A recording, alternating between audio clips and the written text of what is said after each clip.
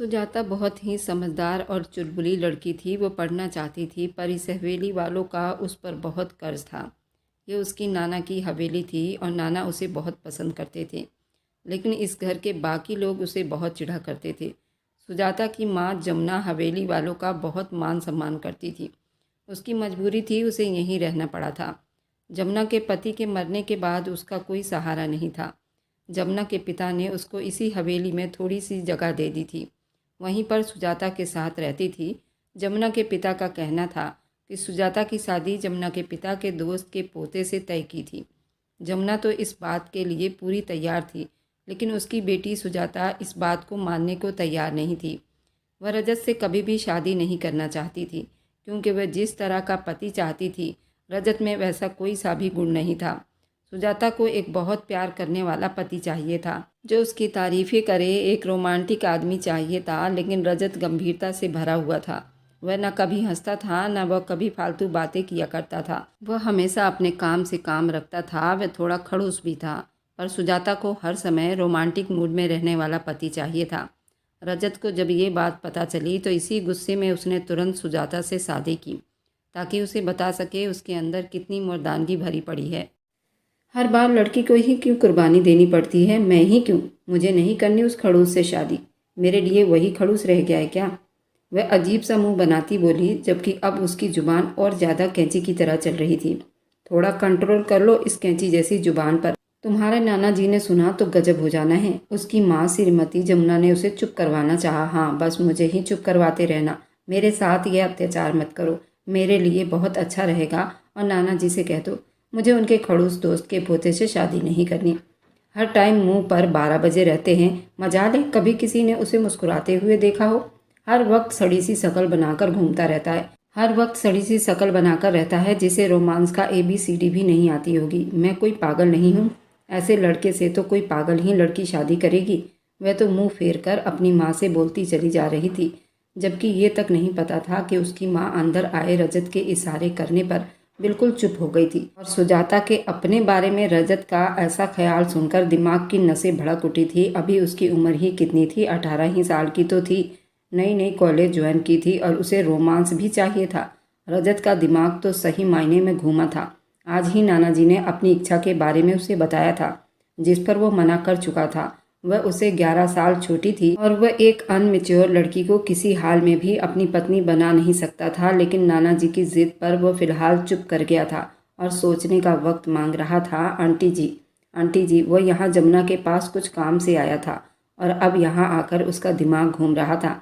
बस फैसला हो गया, अब मुझे कोई मजबूर ना करे उसे हिटलर से शादी करने के लिए। वह पलटी थी, उसके शब्द मुंह में ही दम तोड़ गए थे। हलक से जैसे कुछ कहने से ही मना कर दिया हो। उसे अपनी आवाज हलक में दबी हुई महसूस हुई। सामने ही वह जल्लाद हिटलर खड़ा उसे ही घूरे जा रहा था। क्या बकवास कर रही थी तुम मेरे बारे में? फिर से बोलना। अब की बार उसकी तरफ आते हुए माथे पर बल डाले बोला। सुजाता घबराकर 4 कदम पीछे हुई थी। बाहर जो से बादल गरजे थे, वैसे ही बादल सुजाता के अंदर भी गरज रहे थे। तुम्हें शर्म है या नहीं? क्या फालतू की बातें कर रही थी मेरे बारे में? तुम्हारी एज है इन सब बातों की? वह उसे हमेशा की तरह गुस्से से लताड़ रहा था। मेरी उम्र तो अभी शादी की भी नहीं हुई। वो पीछे होते उससे काफी दूर हो गई, कांपते हुए शब्दों में बोली, लेकिन ये किसी को दिखाई नहीं देता। वह दूर जाते हुए भी अपनी जुबान के जौहर दिखाने से बाज नहीं आई। तुम्हें तो मैं शादी के बाद सीधा कर दूंगा। बहुत पर निकल आए हैं ना? शादी के बाद बहुत अच्छे से तुम्हारे सारे सवाल का जवाब दूंगा। वह उसे धमकी देता पीछे हटा था। ऐसे कैसे ठीक कर लोगे? मैं किसी से डरती हूँ? किसी से नहीं, आपसे भी नहीं। उससे काफी दूर हुई, पर वह अपनी बात उसे सुना गई थी। ये और बात थी कि जुबान लड़खड़ा रही थी। डरना क्या होता है? शादी की पहली रात तुम्हें बताऊंगा। आंटी जी, फिर से जमुना आंटी को आवाज देने लगा था। क्या हुआ रजत बेटा? वह घबराकर बोली। आंटी जी, आप उसे तैयार करो। मैं शादी आज और अभी इसी वक्त करूंगा। नाना जी को बता देता हूँ, शादी के लिए आज ही तैयार हूँ। मैं ये बात जाकर नाना जी को बता देता हूँ, आप तैयारी करो। एक पल में ही फैसला कर गया था। रजत, आप ऐसा नहीं कर सकते। मैं नहीं करूँगी आपसे शादी। वह गुस्से से बोलती उसके पास चली आई।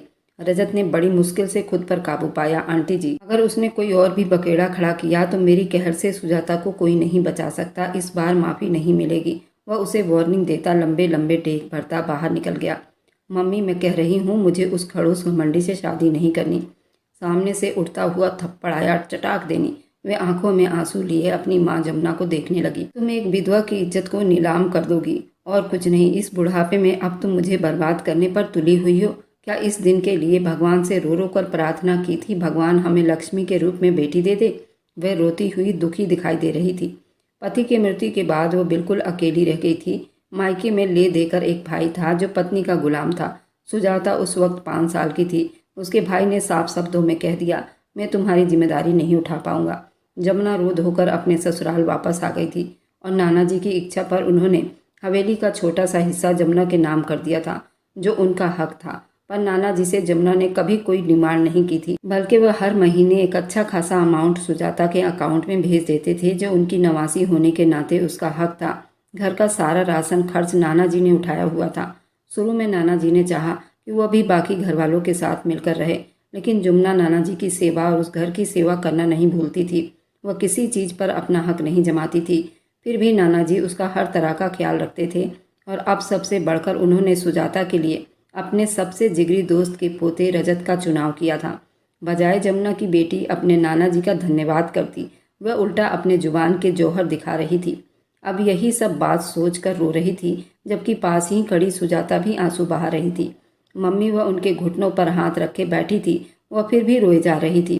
मम्मी रो मत, अच्छा कर लूँगी शादी, बस आप चुप हो जाओ। वह रोते हुए बोलती सर झुका लिया था। मैंने बहुत परीक्षाएं दे दी है सुजाता। तुम्हारे पापा के जाने के बाद अकेले तुम्हें अपने पास रखा, कोई भी ठिकाना नहीं था मेरे पास। अगर तुम्हारे पापा के नाना जी ना रखते तो मैं कहाँ जाती? उनका एहसान था, उन्होंने हमें जगह दी, लेकिन मम्मी पापा भी तो नाना जी के नवासे थे ना, फिर उनका भी तो हक था ना इस जायदाद पर। आप हमेशा क्यों कहती है कि नाना जी हम पर एहसान कर रहे हैं? क्योंकि तुम्हारे पापा ने अपना सारा हिस्सा तो अपने खानदान वालों को दे दिए थे। उनका हिस्सा कहाँ था? वह खुद तो नाना के घर आकर रहते थे और उनका अलग कारोबार था, पर वह सारा कारोबार डूब गया था। इस परेशानी में उन्हें हार्ट अटैक आ गया, जो बर्दाश्त नहीं कर पाए। हमें नाना जी की हर बात माननी चाहिए। आज उन्होंने एक बार फिर पति की याद से सालों के दुखों को ताज़ा कर लिया था। सुजाता ने उन्हें अपने गले से लगा लिया। आज पहली बार जमुना ने उसे हकीकत बताया था। काश ये सब ना करती। अब तो वह भी अपनी नज़रें झुका गई थी। अब वह अपने आप को इतना छोटा महसूस करने लगी थी। सर से पैर तक वह पूरी उनके एहसान में दबी हुई थी। उसे बड़ी दुख के साथ इस बात का एहसास जागा था। वह इतना घमंड और अकड़ दिखाकर अपनी ही नज़रों में गिर गई थी। जमुना ने अपनी बेटी की गाल को प्यार से छुआ था, जहाँ उन्होंने थप्पड़ मारा था, और फिर अपना हाथ देखा। फिर ना में सिर हिलाते वह बस अफसोस करती रह गई। सुजाता फिर से उनके सीने में छुप गई। मासूम दुनिया के चालाकी और गद्दारी को अभी क्या जानती थी? उसे तो बस जीवन साथी थोड़ा रोमांटिक चाहिए था। एक यही उसकी इच्छा थी, वरना उसे रजत से कोई समस्या नहीं थी। पर जो समस्या थी वह भी कुछ कम तो नहीं था। वह कमरे में आता अपनी शर्ट के ऊपर के 2 बटन खोल गया था। रह रहकर उसे सुजाता की बातों पर बहुत गुस्सा आ रहा था। न उसके अंदर ना कोई तमीज़ थी, ऊपर से इतनी अकड़ रही थी। वह तो लगता है दुनिया की सबसे बदतमीज लड़की थी, जिसे नाना जी ने उसके लिए चुना था, और वक्त होता तो उसकी शक्ल भी ना देखता। लेकिन अब खुद उस लड़की को चैलेंज करके आया था, तो पीछे हटने वाला नहीं था। उसे तो वह सीधा करके ही दम लेगा। पहले नाना जी से जाकर आज ही अपनी शादी की इच्छा को बताना चाहता था। यही सोचकर नाना जी के कमरे की तरफ बढ़ा। नाना जी उसकी अचानक ये बात सुनते बुरी तरह से चौंके। लेकिन रजत बेटा, वह तो अभी कुछ दिन पहले ही 18 साल की हुई है, और इतनी जल्दीबाजी में क्यों हो? तुमने तो खुद ही अपने लिए टाइम मांगा था। नाना जी, अब मेरी यही इच्छा है कि मैं शादी उसी से करूंगा और विदाई भी करवा लूंगा। कामनी और अक्षरा भी नाना जी के कमरे में आकर खड़े हुए थे।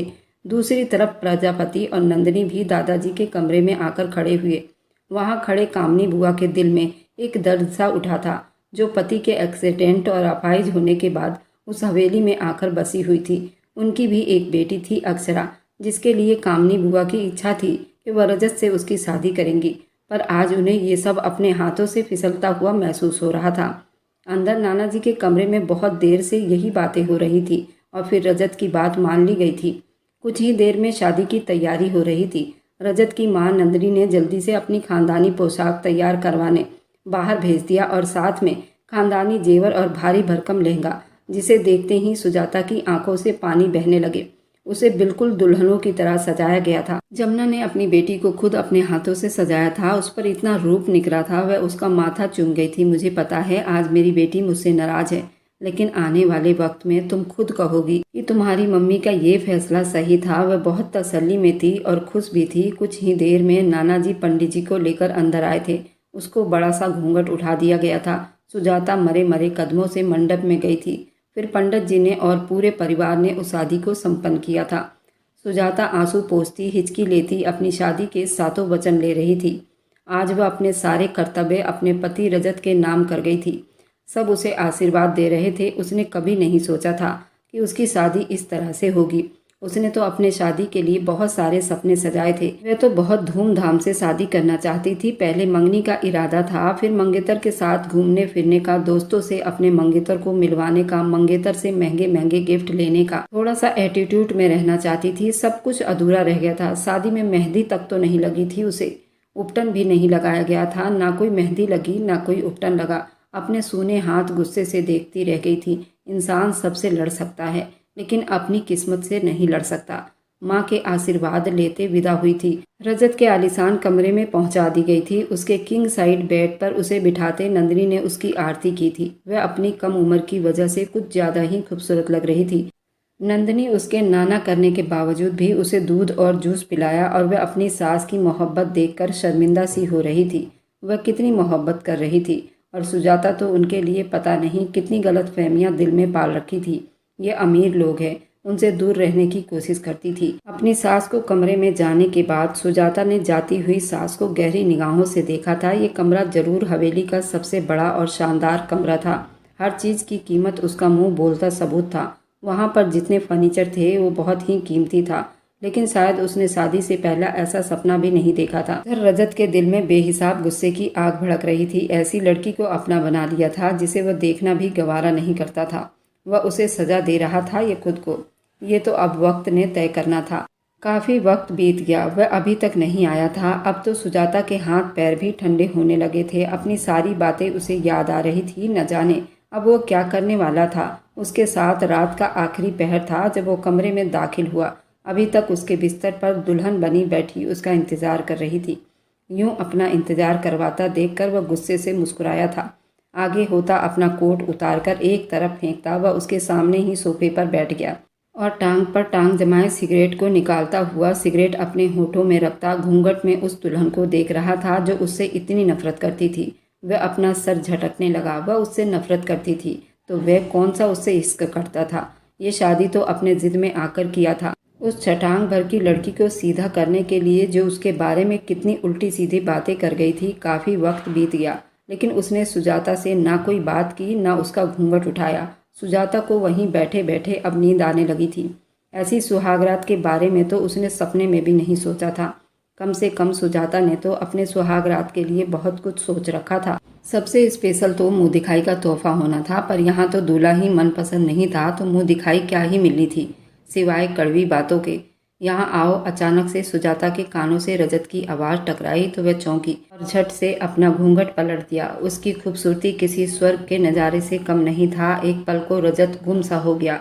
वह सच में इतनी खूबसूरत लग रही थी या उसे दिख रहा था? ये असर एक पल का ही था। अगले ही पल वह फिर से उसे बुलाया। सुनाई नहीं दे रहा? यहाँ आओ। अब की बार दहाड़ा था। सुजाता बिल्कुल डर कर उठी थी। उसके पास जाकर खड़ी हुई। मेरे जूते उतारो। वह टेबल पर पांव रखता अपना हुक्म सुना चुका था। वह हैरानी से अपनी तरफ उंगली का इशारा देखती पूछने लगी, क्यों, यहाँ कोई और भी है? तुम ही हो ना? तुमसे ही तो कह रहा हूँ। वह गुस्से भरे शब्दों में बोला था। सुजाता ने गहरी सांस भरकर बोलना शुरू की। आप मुझे दासी बनाकर लाए हो? उसके इस अजीब सवाल पर रजत के माथे पर बल पड़े। अपनी जुबान को लगाम दो, वरना वह गुस्से से खड़ा होता उसके बिल्कुल सामने आया था। वह 2 कदम पीछे हटी। आप मुझे मजबूर कर रहे हैं कि मैं ये सब कुछ बोलूं। वह भी सुजाता थी, अपनी अकड़ नहीं भूली थी। तुम्हारी इतनी औकात है कि तुम मुझे जवाब दे सको? उसके शब्द की गर्माहट महसूस करते सुजाता की खूबसूरत आंखों में आंसू भर आए। मैं सब जानता हूँ तुम लोग किसके टुकड़ों पर पल रहे हो। अच्छा, तो मैं आपकी नज़रों में तुम्हारी नौकरानी की औकात के बराबर भी नहीं? वह आंसू पीते हुए कटे कटे शब्दों में बोलते जा रही थी। काफ़ी समझदार हो। चलो फिर बिना बहस किए मेरे जूते उतारो। वह वापस अपनी जगह पर बैठता उसे गहरी निगाहों से देखता बोला। बहुत मुश्किल से खुद पर कंट्रोल करते हुए नीचे झुककर बैठी। और उसके जूते की डोरी को खोलने लगी। रजत की निगाहें बेकाबू होकर सुजाता के खूबसूरत चेहरे पर जा ठहरी। जब नीचे झुककर बैठी तो उसके ब्लाउज के डीप गले से उसका खूबसूरत नाजुक बदन झांक रहा था, जिसे देखकर रजत के दिल दिमाग पर सनसनाहट दौड़ गई थी। रजत ने करंट खाता अपने पैर पीछे किया और झटके से खड़ा हुआ। क्यों इतना डीप गला ब्लाउज पहना है? इतना खुला खुला? शर्म नाम की कोई चीज है तुम्हें या नहीं? वह भड़कता हुआ बोल पड़ा। अगर यूं किसी और के सामने लापरवाही की तो मैं तुम्हें जिंदा नहीं छोड़ूंगा। इस बात पर वह अपने ब्लाउज का गला देखती अपने सीने पर हाथ रखकर खड़ी हुई। ये तो मम्मी जी ने मुझे दिया था। वह अंदर अंदर ढेरों शर्मिंदा हुआ। सुजाता को खुद भी एहसास हुआ शायद वह कुछ गलत कर गई है। क्या मतलब इस बात का? मेरी माँ की पसंद इतनी खराब नहीं हो सकती। वह उसको बाजू से पकड़े झकझोर कर बोला, मेरा ये मतलब नहीं था। मम्मी जी ने कहा था वक्त की कमी है इसलिए उन्होंने ऐसा ड्रेस पहनने के लिए दिया। मैं अभी चेंज करके आती हूँ। इस वाहियात ड्रेस को पहनकर ऐसे साफ सुथरी बन रही हो जैसे माँ तुम्हें लहंगे की जगह कॉलरदार ब्लाउज देती तो तुम पहन लेती। वह उसका हाथ झटककर बोला और सोफे से उठ खड़ा हुआ। अलमारी की तरफ बढ़ गया। वह इतने भारी भरकम लहंगे में अपना वजन संभाल नहीं पा रही थी। सीधा अलमारी के पास खड़े रजत से टकरा गई। अपनी इतनी बेइज्जती पर सुजाता की आंखों में रुके आंसू अब की बार बह निकले थे। वह उन्हें रोक नहीं पाई। बड़ी मुश्किल से अपनी जगह से उठते हुए धीरे धीरे चलते बाथरूम का दरवाज़ा खोलने लगी। उसे तो ये भी नहीं पता था कि उसका कपड़ा यहाँ पर है या नहीं। वह बेध्यानी में कहाँ मौजूद इतने बड़े बाथरूम में जाते वहाँ एक टक सारी चीज़ों को देखने लगी।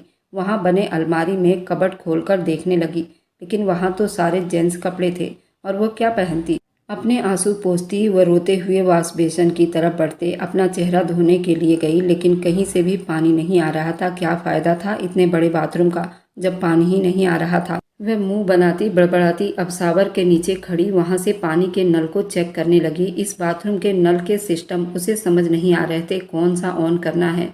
गलती से उसका हाथ उस नल पर पहुंच गया जहां से शावर ऑन होता है। अब वहां से बारिश शुरू हो गई। बंद हो जा। वह मुंह में बड़बड़ाती हुई उस नल को दोबारा हिलाने लगी। उसके दाएं तरफ से भी शावर से पानी गिरने लगा। वह कहाँ फंस गई थी। वह अपना बड़ा सा दुपट्टा उतारकर एक तरफ हैंगर पर लटकाती। अब वो पूरी तरह भीग चुकी थी। वहाँ शावर से बुरी तरह से पानी आ रहा था। उसे समझ नहीं आ रहा था वह कैसे बंद होगा। बराबर सारे नल को चेक कर रही थी, तभी एकदम गर्म पानी के बजाय अब ठंडा पानी आने लगा।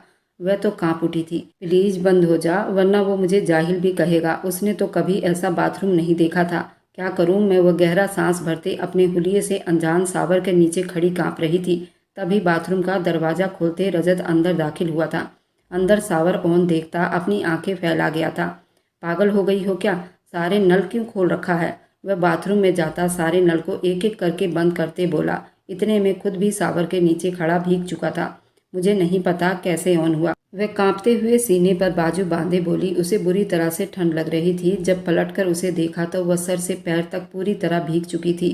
ठंड से कांप रही थी। बाहर आ जाओ और ड्रेस मेरे अलमारी में है, वहां जाकर चेंज कर लो। वह थोड़ा नरमी से बोला। सुजाता ने हैरानी से उसे देखा। उसे अपने कानों पर यकीन नहीं हुआ। रजत ने उसे इतनी नरमी से बात की, उसे लगा उसे सुनने में कोई गलती हुई है। अब क्या ऐसे देख रही हो?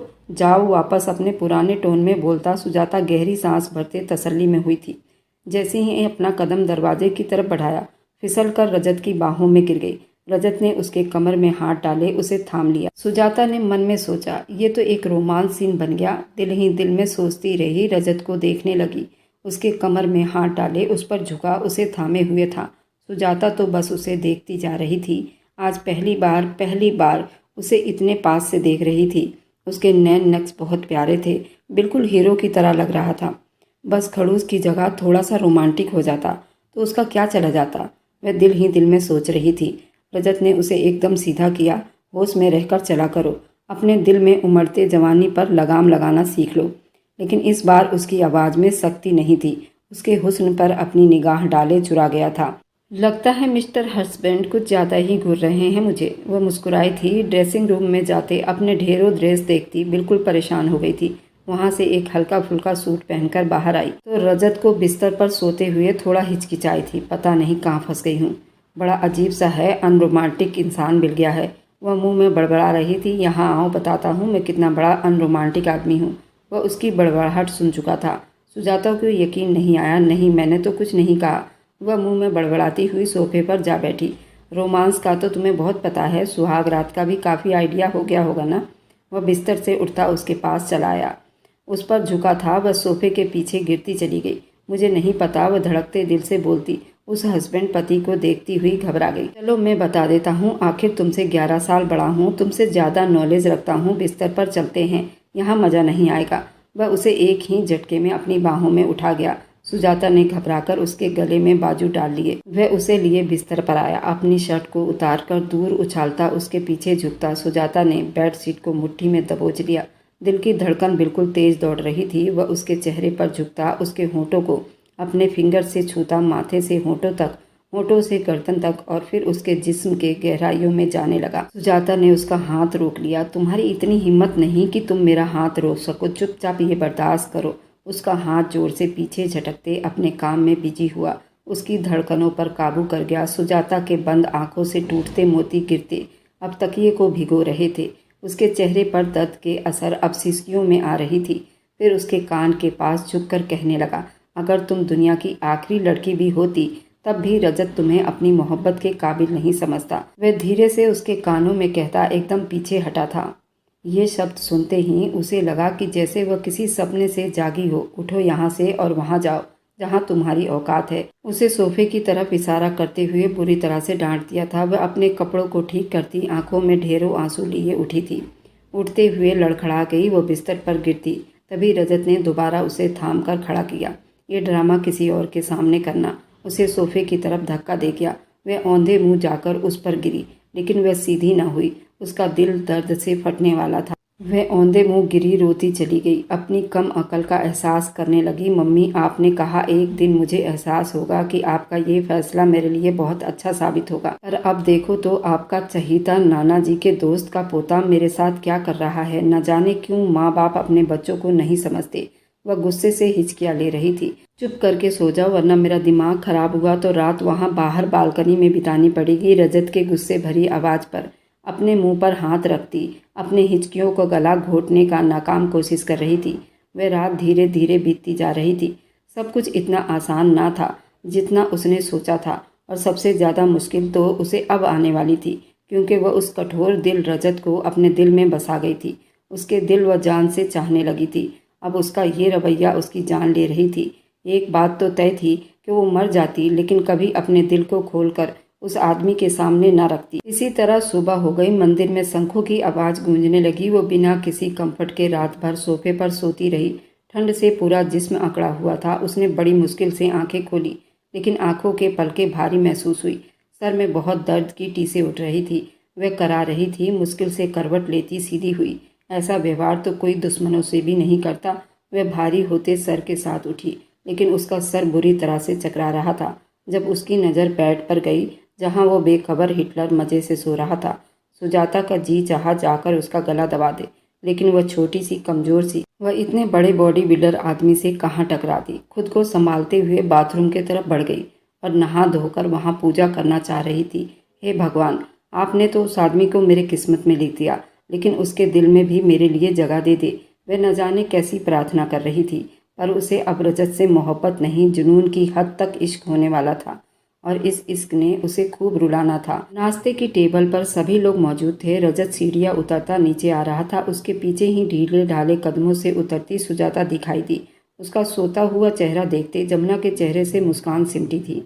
क्या उससे कोई गलत फैसला हो गया? उसके दिल पर जैसे किसी ने बुरी तरह से वार किया हो। माँ थी, बेटी के चेहरे पर मौजूद दर्द को बड़ी आसानी से पढ़ सकती थी। उनके दिल में दर्द की टीसें उठी थी और वे वहीं चकराते जमीन पर गिर गई। सुजाता की चीख गूंजी। सभी उसके नज़रों के सीध में देखने लगे।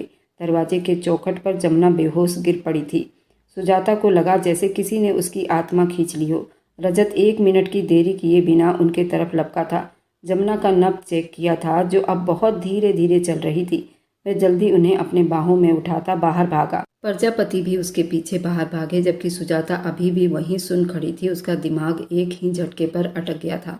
मेरी मम्मी मुझे छोड़कर चली गई। नंदिनी ने आगे बढ़कर सुजाता को संभाला। वह उनके गले लगकर फूट फूट कर रोने लगी। जमुना को आईसीयू में शिफ्ट किया गया था। उनका बीपी शॉर्ट हो गया था। डॉक्टर अपनी तरफ से पूरी कोशिश कर रहे थे। रजत दिल ही दिल में बुरी तरह बेचैन था। उनकी नज़रें सुजाता पर ही अटक गई थी। वह समझ गया था कि सुजाता के लिए टेंशन लेती बेहोश हुई थी। अंदर ही अंदर उसे गिल्टी सा महसूस हुआ। अचानक से पीछे से आवाज़ आई, पेशेंट के साथ कौन है? उन्हें अंदर बुला रहे हैं। अचानक से डॉक्टर की बात पर वह चौंका। प्रजापति ने उसे कंधे पर थपकी देते अंदर भेजा और उसकी जमुना से आखिरी मुलाकात थी। वह अपनी बेटी से ना मिलने की कशिश लिए इस दुनिया से चली गई। रजत ने उनकी आंखें बंद कर दी और मन में कहा, राम नाम सत्य है, सबका यही गत है। वह दुखी दिल से बाहर आता, बाप को खबर देता, उन्हें रुला गया था। अभी तो सबसे मुश्किल टाइम को तय करना बाकी था। सुजाता को संभालना था, जिसने अपनी माँ के कहने पर यह शादी की थी। रजत को ये सब बहुत मुश्किल लग रहा था। जमुना के लाश को घर लेकर आया गया। वहाँ हवेली में एक कोहराम मच गया। अचानक से जमुना की मौत ने सबको हिलाकर रख दिया था। बेटा सुजाता को संभाल लेना, वह नहीं सहन कर पाएगी। प्रजापति ने रजत के कंधे पर हाथ रखते हुए कहा तो उसका ध्यान एकदम से सुजाता की तरफ चला गया, जो अंदर रूम में थी। वह सीढ़ियाँ तेजी से चढ़ता ऊपर कमरे में गया। वह भगवान के चरणों में गिरकर भगवान से अपनी माँ के लिए प्रार्थना कर रही थी। रजत को अंदर आता देखकर वह दिल बुरा करती उसके पास आई। मेरी मम्मी। उसके शब्द में, उसकी आंखों में एक उम्मीद थी। रजत ने उसका हाथ थाम कर ना में सिर हिलाया। वह चीखते हुए अपना हाथ उसके हाथ से छुड़वा लिया था। मेरी मम्मी। सुजाता बहुत परेशान हो रही थी। रजत ने उसे अपने सीने से लगाना चाहा, लेकिन वह चीख मारकर रोई और फिर रोती चली गई। रजत उसे अपने सीने से लगाए, खुद भी आंसू बहा रहा था। उसे संभालना रजत के बस की बात नहीं थी। वह आपे से बाहर होती, खुद को भी तकलीफ दे रही थी और उसे भी। लेकिन ये वक्त भी गुजर जाना था, पर गहरे जख्म देकर जाना था। आज जमुना की मौत को 2 हफ्ते बीत गए थे और सुजाता काफ़ी हद तक संभल गई थी, जिसमें ज़्यादा हाथ नंदिनी का था। उन्होंने उसे बिल्कुल बच्चों की तरह संभाल लिया था। अभी भी वह हवेली के उस हिस्से में थी जहाँ उसकी माँ रहती थी। उसे वहाँ अपनी माँ की खुशबू महसूस हो रही थी। एक खास संबंध सा बन गया था। माँ के मौत के बाद वह ज़्यादा वक्त वहीं रहा करती थी। आज भी वह अपनी माँ के घर वाले हिस्से में बैठी वहीं पर भगवान से प्रार्थना कर रही थी कि अचानक दरवाज़ा खुला। रजत अंदर दाखिल हुआ। आरती करती उठ खड़ी हुई थी। अपनी माँ के आत्मा की शांति के लिए प्रार्थना कर रही थी। अपनी जगह पर खड़ी हुई पलटी। रजत उसके पीछे ही खड़ा दिखाई दिया। काफ़ी दिनों के बाद उसे देख रही थी। उसकी आंखों में एक मलाल था, न जाने किस बात का था। सुजाता ने टकटकी बांधे उसे देखा, जो बिल्कुल चुप उसके चेहरे को देख रहा था। यहाँ क्यों रह रही हो? उसके पूछे गए इस सवाल पर सुजाता के चेहरे को एक गुस्से की मुस्कान ने छुआ था।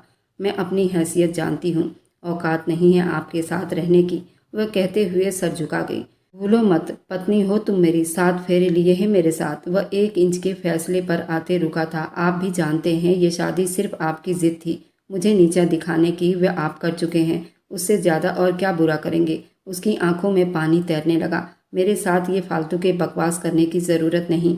चलो। उसकी कलाई को जोर से पकड़ लिया। मुझे नहीं जाना आपके साथ, वह एकदम चीख कर बोली। दिमाग खराब हो गया है तुम्हारा? वह उसके तरफ गुस्से से मुड़ते हुए बोला, जबकि सुजाता अब चुप रही। वैसे ही उसकी जान निकल रही थी। रजत का यूं गुस्सा करना सुजाता को और ज़्यादा परेशान कर रहा था। चलो मेरे साथ, वह उसको ज़बरदस्ती वहाँ से लाता हवेली के अंदर के हिस्से की तरफ बढ़ गया था। रजत बेटा, सब ठीक है ना? उस हवेली की कामनी बुआ ने रास्ता रोका। जी क्यों? आप क्यों पूछ रही हैं? वह थोड़ा गुस्सा होता हुआ बोला, जबकि उसकी पीठ के पीछे सुजाता छुपी खड़ी थी। अरे बेटा, सुजाता की माँ अचानक ही इस दुनिया से चली गई। बहुत अफसोस हुआ है, बेचारी अकेली रह गई।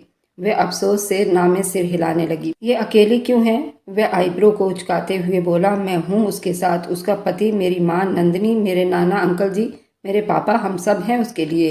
ये अकेली नहीं है। वह एक एक शब्द पर जोर देता बोला।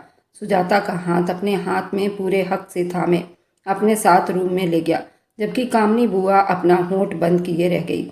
जो भी करना है उसी रूम में रहकर करो, मुझे इस रूम से बाहर तुम अब दिखाई नहीं देनी चाहिए। वह गुस्से में कह रहा था, जिस पर सुजाता चुप होती एक तरफ सोफे पर बैठ गई। वह ऐसी तो नहीं थी, वह हंसमुख चंचल थी। अब तो हंसना बोलना तक कहीं पीछे छोड़ आई थी। कल तुम्हारा कॉलेज में एडमिशन करवा दूंगा, पढ़ाई दोबारा शुरू कर दो, मुझे जॉब करनी है। वह अचानक उसका जवाब सुनता रजत चौंका था। उसके तरफ मुड़कर बोला, क्या बोला तुमने? क्या करनी है? वह उसके सीने पर हाथ रखकर अपना गुस्सा पीते बोली, मुझे जॉब करनी है। वो फिर से बोली थी, अच्छा क्या जॉब करनी है तुम्हें? वह गुस्से के अंदाज में बोला, जो सुजाता को बहुत बुरा लगा। मैं जानती हूँ ज़्यादा पढ़ी लिखी नहीं हूँ, लेकिन आपकी एज तक पहुँचकर मैं भी आपकी तरह डिग्रियाँ हासिल कर लूँगी। उसने अपना दुखी दिल एक तरफ रखते अपने हक में बोलना अपना फर्ज समझ लिया। जॉब के साथ साथ मैं पढ़ूंगी भी। बहुत अच्छा, जॉब कौन सी मिलेगी तुम्हें? वह भी सिर्फ 12 क्लास पढ़ने के बाद? वह अभी उसका मजाक उड़ा रहा था। सुजाता को यही महसूस हुआ, कहीं भी मिल जाएगी, छोटी मोटी जॉब कर लूंगी, लेकिन और ज़्यादा आपके टुकड़ों पर नहीं पलना चाहती। चुप रहो सुजाता, वह दहाड़ता हुआ उसके ऊपर चिल्लाकर बोला था जब वो सहम कर पीछे हुई थी। क्या चल रहा है तुम्हारे दिमाग में? वह उसके पास आता हुआ अपने बराबर खड़ा कर गया था। सुजाता की आंखें नम हो गई थी। क्या फालतू फालतू सोचती रहती हो?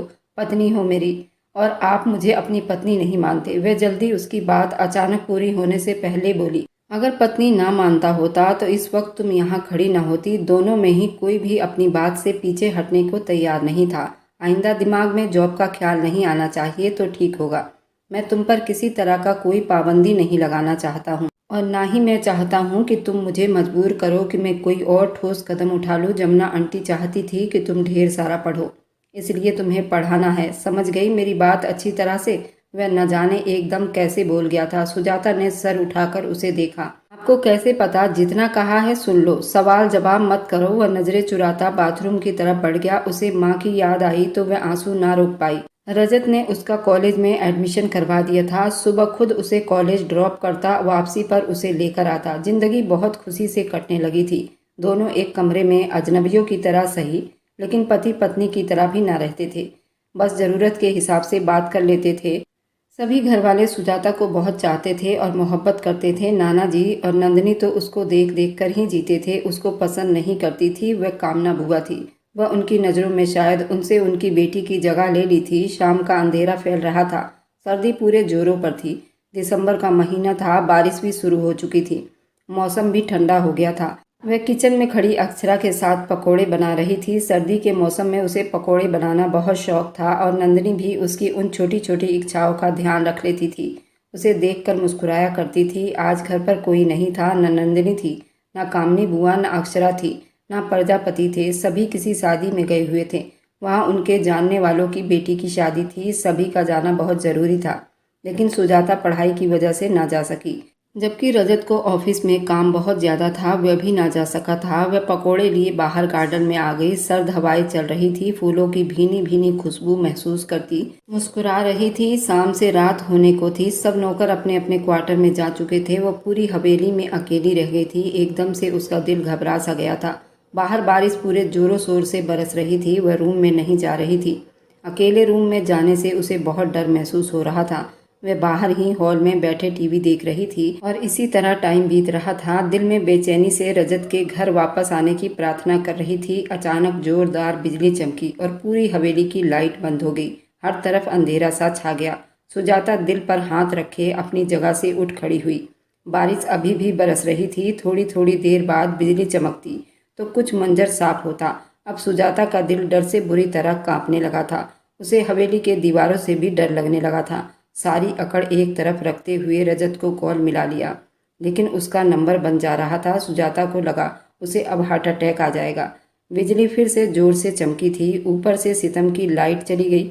वह चीख मारकर कमरे की तरफ भागी। दरवाजा खोलकर वह अंदर जाती, गहरी सांस भरती, सोफे पर जा बैठी। डरी सहमी हुई वह उस वक्त छोटी सी बच्ची लग रही थी।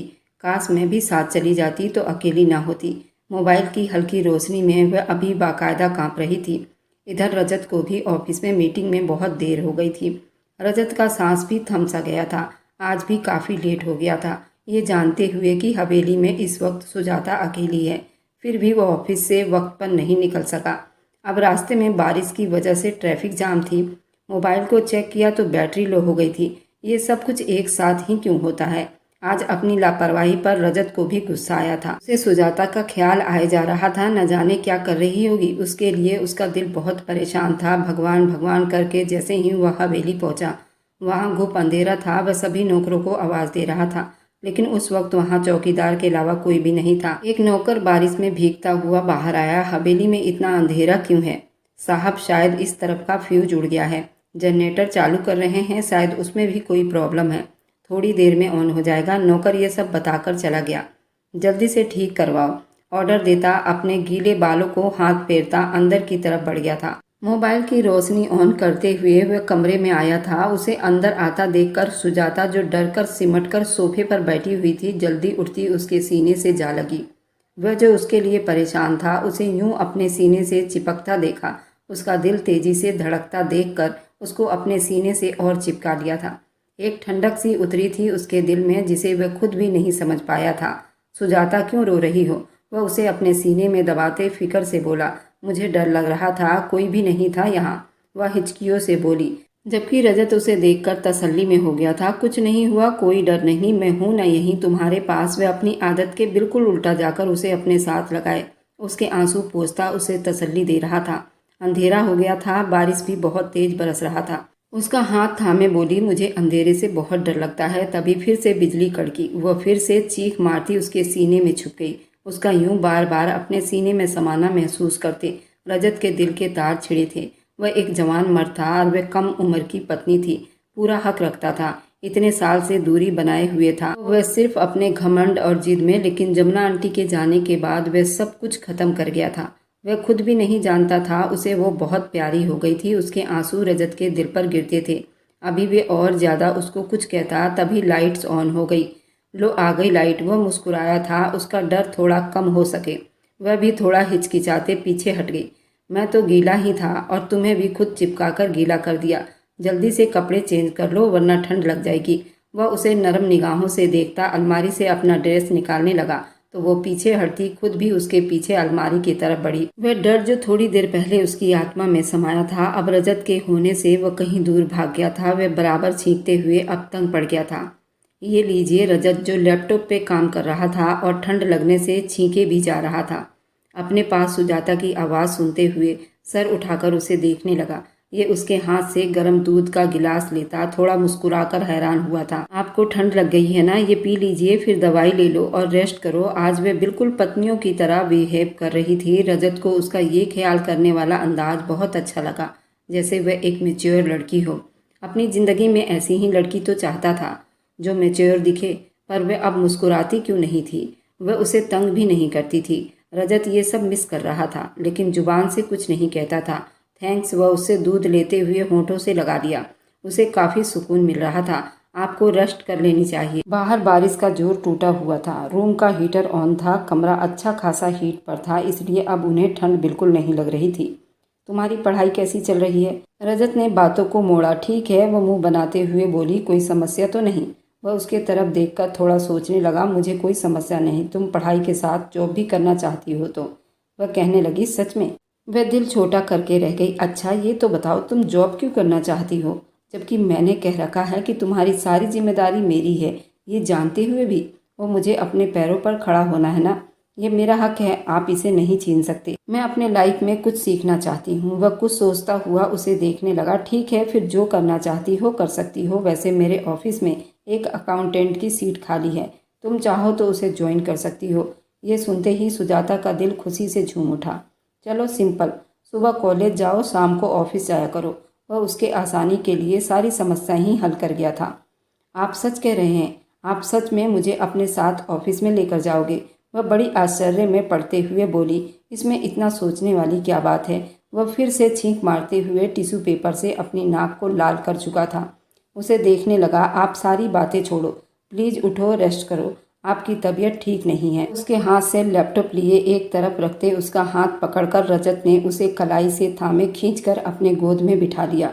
वह धड़कते दिल से उसे देखने लगी। दोनों की नज़रों का गहरा मिलन हुआ। अगर इतना ख्याल करने लगोगी तो इस दिल को बेकाबू होने से बचा नहीं पाऊंगा, वह गंभीर शब्दों में कहता, उसके बालों को कानों के पीछे करता, गहरी निगाहों से देखता बोला। सुजाता का दिल बुरी तरह से धड़का। उसकी पलकें भारी हो रही थी। वह उसे बहुत मजे से गोद में लिए बैठा निहार रहा था। आपको नींद आ रही है क्या? वह उसकी नज़रों से उलझते हुए बोली। आज सोने का जी नहीं कर रहा। उसकी कमर पर उंगलियों से टच करता गंभीर शब्दों में बोला। सुजाता का दिल पसलियों से टकराकर पागल होने लगा था। घबरा क्यों रही हो? वह उसे थोड़ा करीब करते उसे सीने से लगा लिया था। वह घबरा रही थी, लेकिन मन ही मन खुश भी हो रही थी। अगले ही पल वह उसे अपनी गोद में भर गया था। आपकी तबीयत? उसके गले के पास अपनी बाहों को जमाकर बोली। तुम हो ना ठीक करने के लिए? जैसे आज बेकाबू हुए जा रहा था। वह अपने पास खूबसूरत लड़की के नशे में चढ़कर बोल रहा था। वह उसे बिस्तर पर लिटाता उसका दुपट्टा उतारकर एक तरफ किया था। वह थोड़ा सा हिचकिचाई थी, लेकिन वह उसकी आंखों पर, उसके होठों पर अपना दहकता हुआ होंठ रख चुका था। रजत ने बेकाबू होकर उसका माथा चूमा था और फिर उसके गर्दन और फिर उसका हाथ अपने हाथों में लेकर जोर से चिपकाया था। उसका गर्म हाथ अपनी गर्दन पर महसूस करते हुए गहरी सांस भरते अपनी आंखें बंद कर गई थी। उसके हाथ का दबाव महसूस करके वह मदहोश होने लगा था। रजत, आपको तो बहुत तेज बुखार है, मेरे हर दर्द की दवा तुम हो। उसे आंखों के रास्ते दिल में उतार रहा था। उसकी नाक के साथ नाक रगड़कर अगले ही पल फिर से छींक आई। वह एकदम तकिए पर गिरता छींक की वजह से दूर हो गया था। आप अपनी हालत देखो, आप रेस्ट करें। उठकर उसके पास होती हुई डर से बोली, बिल्कुल नहीं, मुझे सिर्फ तुम्हें पाना है, हर हाल में। वह उसके कमर पर हाथ डालता उसे अपने ऊपर गिरा गया था, उसकी धड़कनों को अपने मजबूत सीने से मसलते हुए महसूस कराते। वह मुस्कुराया था, उसे पूरा अपने अंदर जकड़ लिया था, उसके बाहों में सुकून महसूस कर रही थी। जब शादी से पहले उसने रजत के मर्दानगी को ललकारा था, अब उसे वे शब्द याद आ रहे थे। वह ये कहकर अपने पैरों पर ही कुल्हाड़ी मार गई थी, कुछ नहीं होगा, थोड़ा बर्दाश्त करो। वह कहते हुए उसके सांसों को एकदम से चुरा गया था। सुजाता सांस भी ना ले पाई थी। वह बुरी तरह से उसकी सांसों से लिपट गया था। साथ दो मेरा, जरा सा होठों को पीछे करता हुआ उसके ब्लाउज के हुक को खोलता अपना हक जताने वाले अंदाज में बोला, जबकि वह तो अपनी बढ़ती धड़कनों को ही संभाल रही थी। मेरा साथ दोगी तो तुम्हें दर्द कम होगा, वरना दर्द बर्दाश्त करना मुश्किल हो जाएगा। उसके धड़कनों को सुनता उसको अपनी मर्दानगी का एहसास दिला चुका था। वह दर्द में चिल्लाती अपनी आंखें बंद कर गई थी। वह बस टूट कर उसका नाम बार बार लेती उसे और ज़्यादा मदहोश कर रही थी। कुछ बुखार का असर था, कुछ प्यार का नशा था। वह कहता चला जा रहा था, उसकी ब्यूटी बोन पर होंठ रखते, और उसे बेहाल कर गया था। वह एक सिसकी भरकर रह गई, ऊपर होते हुए अपनी शर्ट उतारकर उछाल गया था। सुजाता यूं अपना खुला हुआ जिस्म देखते अपना चेहरा छुपा गई थी। वह शर्म से बेहाल हुए जा रही थी। उसके हाथों को उसके चेहरे से हटाता, अपनी उंगलियों को उसकी उंगलियों में फंसाते वह उसके थोड़ी पर होंठ रखता, उसके होंठों को चूम सा गया था। वह अपना सांस सीने में ही रोक गई थी। उसका पूरा जिस्म आग हुआ था, जैसे दहकता अंगार। पल में वे दोनों पसीने में नहा गए थे। रजत के जिस्म से पसीना गिरते उसे निहाल कर रहा था, लेकिन वह फिर भी पीछे नहीं हट रहा था। सुजाता को अपने दिल पे समा कर ही दम लेना चाहता था, जो उसको हर पर्दे से आज़ाद कर गया था, उसके आत्मा में समा गया था, उसको अपने सीने में भींच गया था। वह उसके खराब तबीयत की वजह से उसके लिए फिक्र कर रही थी, लेकिन वह यूं था जैसे दहकता आग बना हुआ था। लेकिन उसके यूं बार बार उसका नाम बुलाने पर उसे बेकाबू कर गया था। वह जैसे अपने होश में था ही नहीं।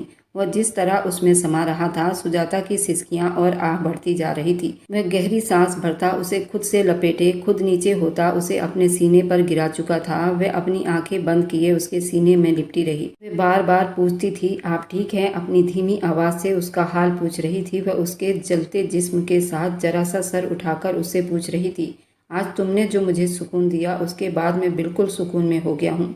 उसके माथे पर अपने होंठ रखते मोहब्बत से आंखें बंद करते बोला। वह शर्माकर उसके सीने में छुप गई। वह उसके बालों पर हाथ फेरते बोला, भगवान ने सच में पति और पत्नी के लिए एक दूसरे में सुकून दे रखा है। इस बात की समझ पहले नहीं थी, आज तुम पास आई तो एहसास हुआ, तुम सच में मेरा सुकून हो। बहुत बेचैन था मेरा दिल, उसे दिल कहकर बुला रहा था। उसके बार बार दिल कहने पर सुजाता का दिल बार बार धड़क रहा था, पर आज तुमने उसे बिल्कुल सुकून में कर दिया। Thank you so much. उसके भारी भारी पलकों पर अपना होंठ रखता धन्यवाद कर रहा था, जबकि उसका जिस्म ठंडा पड़ रहा था। वह जो आग की भट्टी बना हुआ था, अब काफ़ी ठंडा और नॉर्मल हो गया था। आप आराम करो रजत, आपकी तबीयत भी ठीक हो जाएगी। मेरी जान, बस तुम्हें गले से लगाकर सोना चाहता हूँ, वह गंभीर शब्दों में नींद में जाते हुए बोला। वह करवट लेता उसे अपने सीने से लगाए उसके गर्दन पर मुंह छुपा गया। सुजाता को लगा जैसे वो बुखार में तप रहा है, कुछ भी बोले जा रहा था। शायद वह खुद भी नहीं जानता था कि वह क्या बोल रहा है। और यही आदमी अब सुबह उठकर बात से मुकर जाने वाला था। तब सुजाता के दिल पर क्या बीतने वाली थी, ये वही जानती थी, या उसका भगवान जानता था। सुबह दोनों काफ़ी देर तक सोते रहे। रजत की ही आँख खुली थी। उसने कसमसाकर अपने पास सोती हुई सुजाता को देखा। एक पल तो उसे समझ ही नहीं आया, उसके इतने करीब बिन कपड़ों के क्यों लेटी हुई है। दिमाग पर काफ़ी जोर दिया, लेकिन उसे कुछ याद नहीं आ रहा था। उसका सर दर्द से फटने लगा था। धीरे से सुजाता का सर अपने सीने से हटाता, अपना कमर पीछे करता उठा था, लेकिन अगले ही पल वह भी ठिठक कर उठी। वह सिर्फ ट्राउजर पहने हुआ था, पलटकर सुजाता से हाथ हटाया तो सुजाता सिर्फ अपनी नाइटी पहनी दिखाई दी। उसकी बिखरी हुई हालत सारी कहानी सुना चुकी थी, लेकिन बदकिस्मती से रजत को कुछ भी याद नहीं था। वह अपने दिमाग पर जोर डालता उठता बाथरूम में घुसा। उसे यकीन नहीं आ रहा था वह सुजाता के पास भी जा सकता है, जबकि उसने तो कसम खाई थी। शायद रात को तबीयत बहुत ज़्यादा ख़राब थी, मुझे होश नहीं रहा, लेकिन वह होश में थी। उसने मुझे क्यों नहीं रोका? वह शावर के नीचे खड़ा दीवार पर मुक्के बरसा रहा था। तौलिया पहने बाहर आया तो सुजाता जाग चुकी थी। वह भी नहाकर अपना ड्रेस पहन रही थी। जब रजत को रूम में आता देखकर उसका हाथ थामने लगी। उसके दिल की धड़कनें भी तेज हो गई, लेकिन रजत उसे नज़रअंदाज करता अलमारी से अपना ड्रेस लेते ड्रेसिंग रूम में बंद हुआ। उसका ये अंदाज देखती सुजाता का दिल किसी अनहोनी के अंदाज में धड़का था।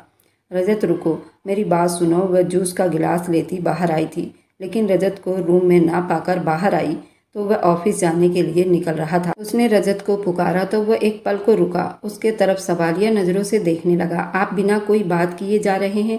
नाश्ता भी नहीं किया? वह सीढ़ियाँ उतरती नीचे आई थी। धीरे से बोली, पहली बात सुजाता, मेरे साथ पत्नियों की तरह बिहेव करने की ज़रूरत नहीं। दूसरी बात, तुम अच्छे से जानती हो मैं अपनी मर्जी का मालिक खुद हूँ, इसलिए मुझे मत बताओ। फिर तो आप रात की हमारी वेडिंग नाइट भी भूल चुके होंगे। वह धीमी आवाज़ में बोली। कुछ पल यूं ही चुप था। अगर मुझे याद नहीं था, तुम्हें तो याद था, तो तुमने मुझे रोका क्यों नहीं? उसके लिए मुझे किसी तरह का ब्लेम मत करना, क्योंकि मैं होश में नहीं था, पर तुम होश में थी। तुम अपने आप को बचा सकती थी। आपको देर हो रही है रजत, आपको जाना चाहिए। वह स्टॉप अंदाज में दिल पर पत्थर रखकर बोली। वह उसकी आंखों में क्या कुछ न था। वह टूटे सपने, वो मीठा दर्द, लेकिन उसे अफसोस नहीं था। रजत बोलता हुआ बाहर निकल गया। शाम को ऑफिस ज्वाइन कर लेना। उसके पलकों पर ठहरे आंसू गालों पर बह निकले। उसे अंदाजा नहीं था कि रजत इतनी जल्दी सब कुछ भुला देगा, लेकिन अब उसने सोच लिया था वह मरती मर जाएगी, लेकिन कभी उस आदमी के नज़दीक नहीं आएगी।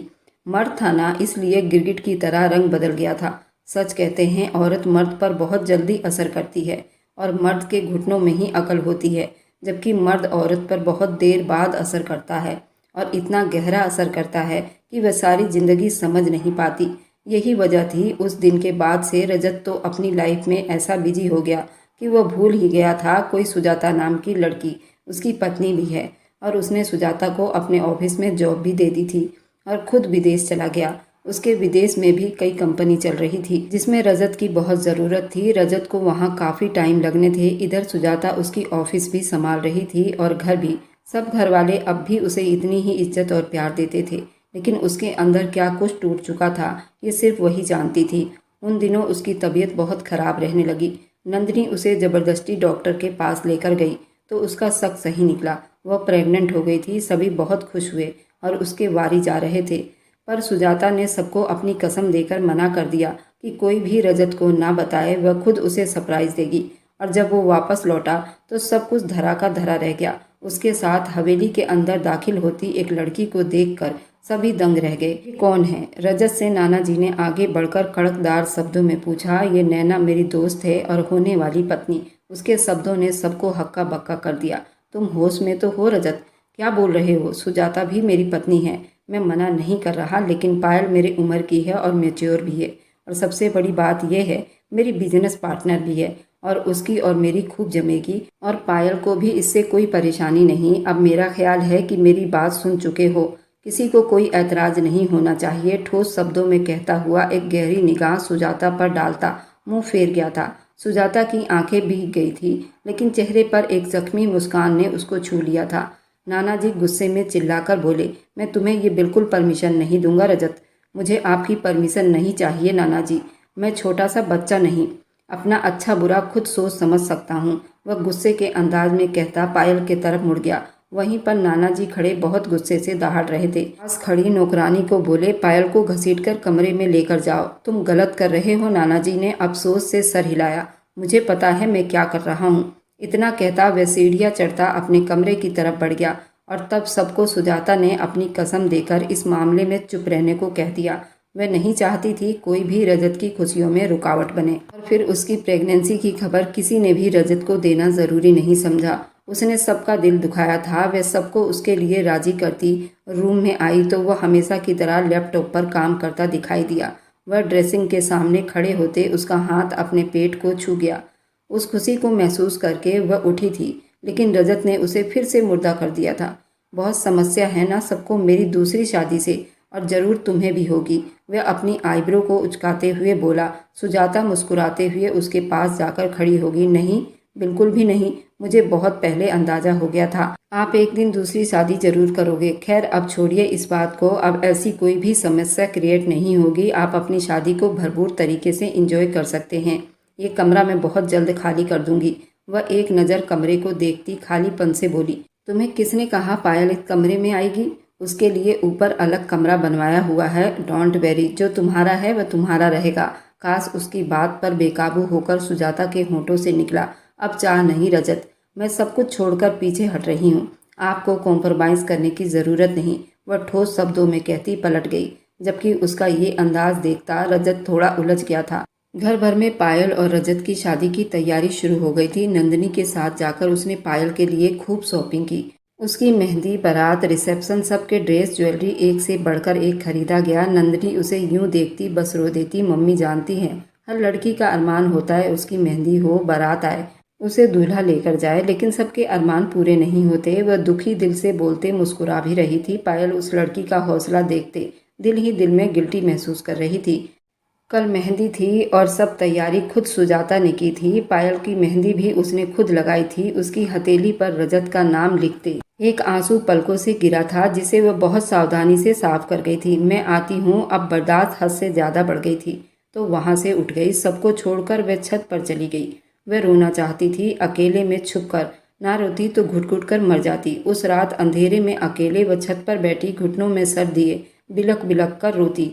माँ को याद कर रही थी। आज वह खुद बहुत अकेला महसूस कर रही थी। काश माँ आज आप जिंदा होती तो देखती आपने कितना अच्छा फैसला किया था। वह अपनी हथेली को देखती हिचकियाँ ले रही थी, जिस पर रजत के नाम की मेहंदी लगाने की उसे हसरत रह गई थी। वह रोकर दिल का बोझ हल्का करके वह आंसू पोंछती उठी थी कि बुरी तरह चकराकर पीछे गिर पड़ी। उसी पल रजत ने ऊपर आते उसे गिरते देखा तो जल्दी से उसे थाम लिया। वह अपनी आंखें खोलने की कोशिश कर रही थी, फिर खोल नहीं पा रही थी। वह उसे अपनी बाहों में भरे नीचे ले आया। रूम में लाता उसे थपकियां देता होश दिलाने लगा। उसे पानी पिलाया तो कुछ होश में आती हुई दिखाई दी। ऐसी हालत में अकेले छत पर क्यों बैठी थी? इतने में बाहर शोर मचा कि बारात आ गई। सारे घर वाले हैरान हुए, आखिर बारात किसकी आई है? तभी पायल ने सबको सच बता दिया। उसने कहा, रजत मेरा दोस्त है और मेरा बिजनेस पार्टनर भी है, ये सच है। मैं रजत से शादी नहीं कर रही। रजत का जिगरी दोस्त है, उससे मेरी शादी हो रही है और वह भी मेरी पसंद का है। रजत ने ही कहा था ये सब ड्रामा करने के लिए, सो मैंने किया। और उसने कहा था मैं तुम्हारी शादी अपने घर से करूँगा, क्योंकि मेरी कोई बहन नहीं और मेरी इच्छा भी पूरी हो जाएगी। इसलिए हमने और रजत ने मिलकर ये नाटक किया था। लेकिन बारात मेरी असली आ रही है और मैं शादी आज ही करने वाली हूँ, कुणाल के साथ। ये सुनते सबका गुस्सा शांत हो गया और सब बारात की स्वागत में लग गए। इधर रजत सुजाता को गुस्से से थपकाता हुआ उसे होश में लाने की कोशिश कर रहा था। उसकी बात सुनती वह चौंकी। क्या रजत को सब पता चल गया? ऐसे क्या देख रही हो? तुम जितनी चालाक बनती हो उतनी बेवकूफ़ हो।